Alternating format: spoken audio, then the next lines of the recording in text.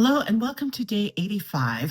We are finishing up Joshua today, chapters 23 to 24. We're looking at Psalm 44 and the 11th chapter of First Corinthians. So we have come to the end of Joshua's life. And he, just like Moses in Deuteronomy, Joshua is kind of preaching to the people before he gets to the end of his life. There's some blessings, there's some warnings. This is a traditional literary convention of the time. And so, one of the things that Joshua is saying to the people is to not be influenced by non God nations around you. While Joshua was successful in conquering much of the promised land, there were still a lot of people that worshiped other gods living in and around the Israelites. So Joshua's saying, guard your souls. Don't leave God's path. Otherwise, there's going to be consequences. We have stories of the consequences from during the time in the desert and from even before the time in Egypt. But he's reminding people, if you stray away from God, stuff's going to happen.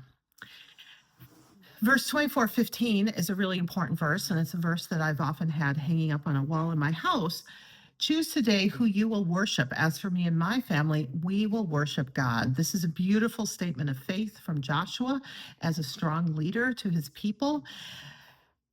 It's a statement that this is what I'm doing, this is why I'm doing it, and frankly, I recommend that you consider doing it as well. He does not make a grand sweeping statement like, you absolutely must do what I'm doing, but he's saying, this is the choice I'm making, this is what my family is doing. Now, the interesting part here is the people reply vigorously that they are going to stand by the side of God, that they will worship God, and they repeat it a couple times. But I want us to remember this moment from our reading, because as we continue reading, we're going to see over and over and over again that the people of Israelite have moments of faithfulness and obedience, and then they have periods of wandering from God, sometimes far away from God, and needing to be brought back to God. So this brings us to the end of Joshua. Next reading, we will be starting the book of Judges.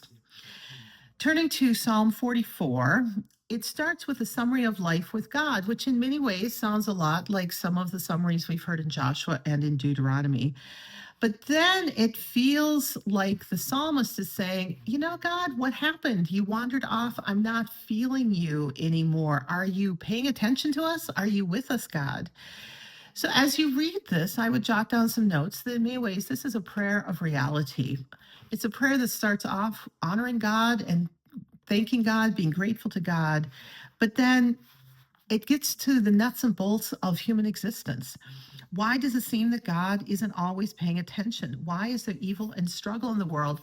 God, we need you to help us. Pay attention.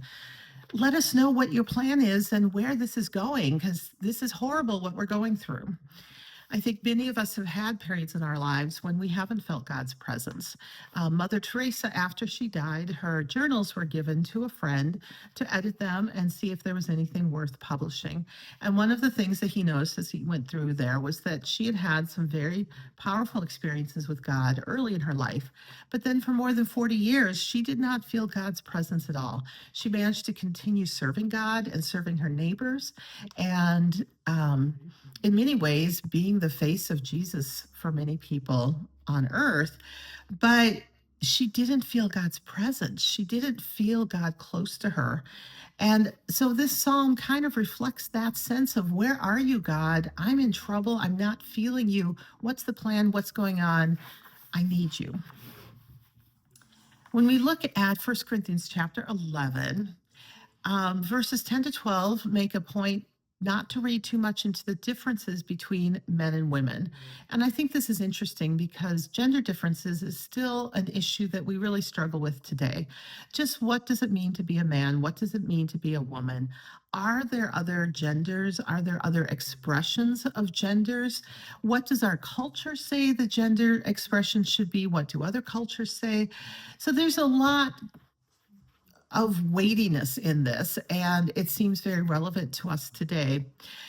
One thing for us to remember as we read through here, chapters 11 to 14 should be read together as a whole.